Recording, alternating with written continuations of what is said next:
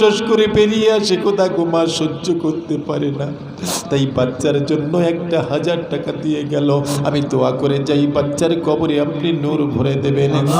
আয় আল্লাহ, শাকিল ছোট্ট সোনার মালিক, আয় আল্লাহ, মাহারা বাচ্চা, এতিম বাচ্চা, খোদা গো আর দুনিয়াতে মাকে কোনোদিন দেখতে পাবে না, আর কোনোদিন মা মা বলে ডাকতে পারবে না। আল্লাহ, সোনার টুকরো বাচ্চা যতদিন দুনিয়ার বুকে বেঁচে থাকবে কোনোদিন কষ্ট দেবেন না, বড় রোগ দেবেন না, কোনো শোক দেবেন না। সোনার টুকরো বাচ্চার কোরআনে হাফেজ বানিয়ে দেবেন, মৌলানা বানিয়ে দেবেন, নবীর আশিক বানিয়ে নেবেন। বল আল্লাহুম্মা আমিন।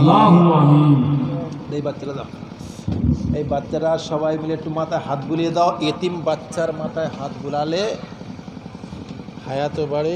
কি সুন্দর দেখতে। যাক, এই বাচ্চাটার প্রতি সবাই খেয়াল রাখবেন ইনশাআল্লাহ।